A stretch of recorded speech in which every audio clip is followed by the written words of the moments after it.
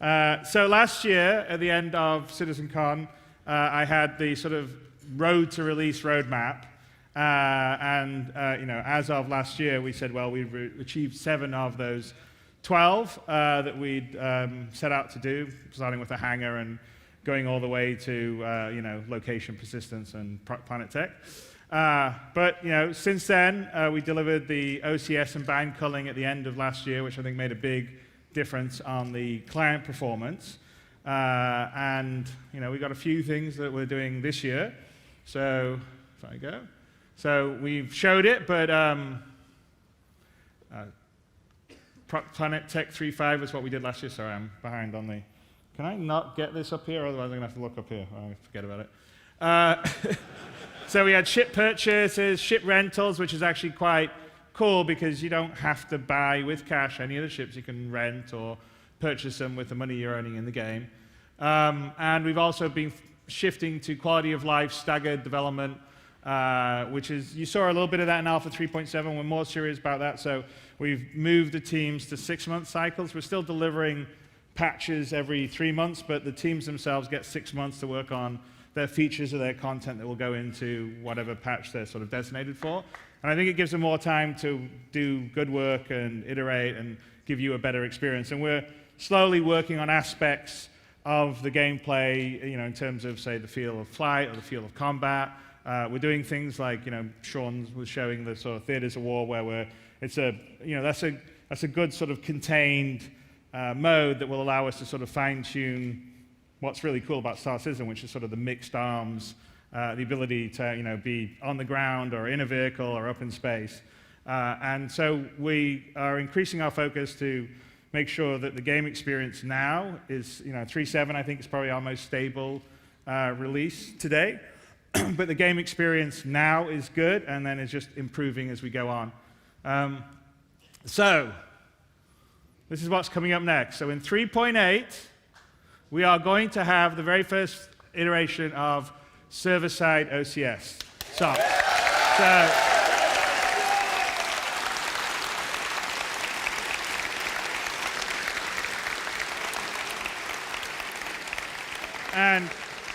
And you guys didn't know it because we didn't want to spoil the thing, but the demo we ran this morning was running it, and what we're running right now is running SOCs, and you'll understand why it's important as we get into the demo, assuming it doesn't crash, which, you never know. To let you know, so it's the first iteration of the server-side OCS. So we have server persistence in the session of the server. So the server, whenever it leaves an area, it streams stuff out. It remembers the state of all the items and all the stuff that was there at that time, but it doesn't persist beyond the server session. The bigger thing, which we've talked about in the future, is sort of the iCache, which is the full persistence. Hang on, what happened here? Weird. I don't know, it's not me. It's whatever's on this main screen here. I've got a black screen here and a black screen here. Anyway, so I'll talk about persistence. So, okay, now we're back up.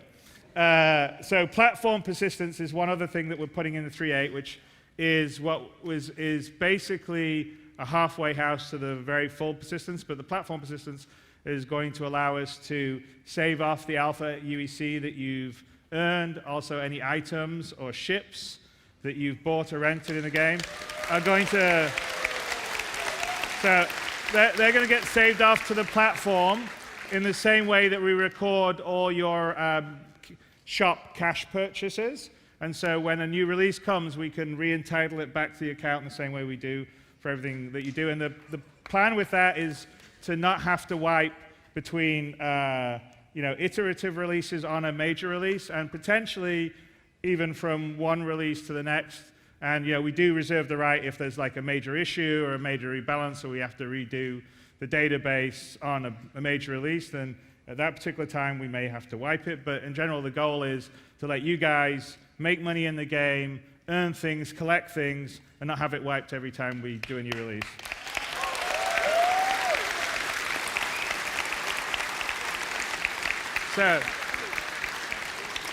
So we're aiming to ship that with, that will hopefully be, that should be with the 3.8 patch cycle. And now, Planetech v4, which we obviously sort of unveiled at the beginning, and there was some really cool panels about it during the day, which I think is gonna, I mean, just the quality of, I mean, not just Microtech, but going back to the old places like Daymar or Cellon is a whole new world. You know, one of the focuses we got upcoming too, which we not particularly managed to show well this morning, is the social group gameplay, but that is a focus for us to make sure that the FOIP and the VoIP and the group gameplay stuff works well. It's important for us to get stuff working for, you know, as Sean mentioned, for the Theaters of War, but just in general, playing, grouping up with your friends in the universe, doing stuff. And so that is a focus, and you'll see us iterating on that for 3.8, 3.9, and onwards. You know, more robust missions. So we've got some stuff coming up in 3.8 that you know, is interesting. There's, you know, we're starting to introduce AI into some of the missions, like say the rescue the hostage on the 890, which we had in an ATV. We were showing a very early version of it. That will be in 3.8, and there'll be some other ones along that line of missions, and that's multi-part missions, which also what we're showing is sort of an early version of a multi-part mission, what we showed at the beginning and we're going to end with here, that 3.9.40 onwards. Then, sometime around about middle of this year, I think, so full universe persistence, and that is the persistence that allows us to save everything, period. So you can take your coffee mug that you've got in the Carrack and explore on a planet and drop it in a forest, get back on your Carrack, fly away, and someone else could go to that forest and see that coffee mug, or you could come back and see it if someone else hasn't stolen it. And so and that iterates to every dynamic item in the game gets saved off. So basically, we save the state, it goes back to a cloud database. It's what we're calling the iCache. Of course, there'll be some stuff like, you know, not, you know, we want to be smart where like people can't like stack 1,000 turtles in a place. So obviously, we'll have some policies on the items. So at some point, when we're saving it to the database, we'll say, well, this is a low importance item. There's too many in this area. So therefore, and this one's been around too long, so we just won't bother saving that to the database. And then you'll just sort of be like, oh, you know, someone came along while you weren't there and took the turtle or cleaned it up. But in general, you know, so the permanent structures. So one thing that gives us is the ability for you as players to go around the universe and ultimately, you know, you want to create your own base somewhere, create your own homestead. You should be able to settle down and put a base there, and it will be recorded back to the iCache, and you can come back to it, and it will be there, and it will persist. And so I think the opportunity for emergent gameplay that comes from that is going to be fantastic, because as you saw with what Tony was doing in his presentation before, we're going to have dynamic resources in the universe. We're also going to persist those. So they'll be finite, so there'll be only so much, you know, gold or hadonite or whatever it is on various moons or planets. And as they get mined out, then you'll have to find some other place to move to it. And there's an especially rich seam. I can see a group of players coming, setting up camp there and starting to mine the resources. And then I can see some other groups saying, oh, well, that's great. I want some of that. They show up, and you know, you basically have two groups battling out. And then there's a whole business that's going to be involved in, you know, supplying more weapons or logistics or healing people or bringing, you know, consumables that people need. So I think there's going to be this like dynamic, evolving system that will be incredibly interesting and compelling, and I'm really looking forward to that. And that's enabled by the full universe persistence, which is, like I said, the full persistence of all items, ships, characters, and also persistent tracking of the resources. And then the last thing, which we won't, I think, get to by the end of next year, but we'll be very close to it, is server meshing. And so everything we've been doing up until then, and that's when I think everything fully comes alive, is the server meshing allows us to have a lot more players in the same area. But the work that we've done on the kind of server-side OCS where you can change the point of view of the server arbitrarily anywhere around and save off state is exactly what you need for server meshing, because what happens in a server, if more people arrive, say, I don't know, in New Babbage, and you suddenly go, oh, you know, we can only run 100 people or 200 people or whatever the number we can simulate on the server, and there's now 201 people, you say, okay, I'm going to spin up a second server. Here's another view onto New Babbage, and these players are on that, and you just keep on spinning up more to take on the load in areas. And so that's why we needed the server OCS and the bank culling and the full persistence, and it enables server meshing. So that's the next thing. Once we deliver the full persistence, we're actually already starting to work on the network side of what we need for the server meshing right now. But we're really excited about that, because then that's going to allow a sort of dynamic, seamless universe that won't have the same player count restrictions.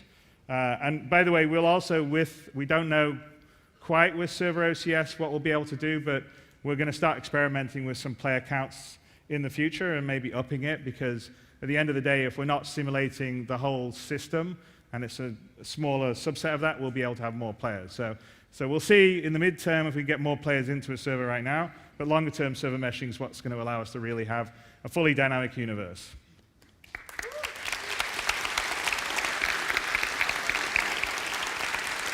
And then on the smaller things that we're going to be working on is, obviously, you know, I've talked about the quality of life. It's an ongoing effort for us. You're only starting to see the very, very beginnings of it. So we have some dedicated teams that just focus on the quality of life. We have what we call the vehicle experience team that we're working on things to improve how it feels operating and running a vehicle. I mentioned that there was a couple of things like the look ahead, some small stuff that we showed in the opening, but there's a lot more stuff to come, and also in terms of, you know, the feel of combat and all the rest of the stuff. We're going to be adding, obviously, more loops. I think next up we've got sort of fueling, refueling, fuel collection. Then it'll be salvage, more content, obviously, and then open up a bit. We'll see what happens. All right. Anyway, so in this coming year, we were sort of showing you what we're going to do. So we are going to have the pyro system next year. Obviously, that brings in jump points. We're going to have dynamic weather. We're going to be, you know, Microtech, you're going to get the planet itself in 3.8, but we'll be opening up New Babbage in 3.9. We've got moons of Microtech that come in, I think, in 3.9 too. And we'll be continuing on the development of SOCs and the iCache and the persistence, and it's pretty damn exciting. It's kind of coming together, and at the detail that I didn't think anyone thought would be possible. So, you know, hopefully you guys liked it.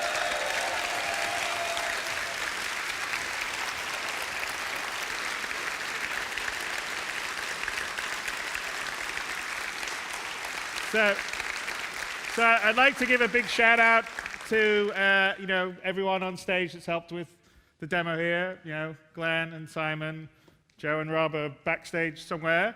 Thank you very much. They did a great job. Todd, Mike, Richard, John, who I didn't pull up, he got lucky, he didn't have to go in front of people. Jared over there. Also, we got, I think there's about 200 developers or so here from mostly the Manchester, but some the German office, some the Austin office, some the LA office.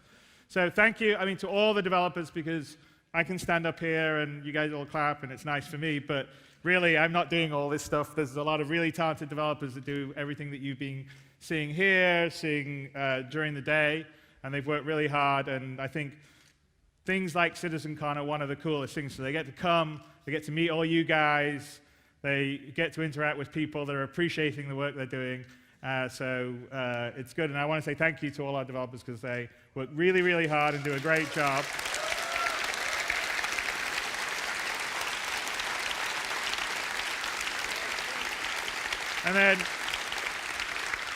And then we also have, you know, obviously the event staff and the volunteers have done an amazing job with this CitizenCon. I mean, wandering around, it's brilliant. I mean, going back to the very first ones and to what we are now, it's amazing. But, you know, thank you to everyone that's put the show together. I think, I don't know what Leia is, but she was producing it, but she did an amazing job. David Roth, he did an amazing job. And everyone that did it on the support side. To everyone on our operations, support, marketing, thank you for CG. And then you guys, thank you so much for supporting this crazy dream that's getting a little more real every day. Thank you, really, totally. So everyone out there on the internet, everyone here, we couldn't be here, we wouldn't be getting to do this amazing stuff without your guys' support, so we really appreciate it. And I am very thankful.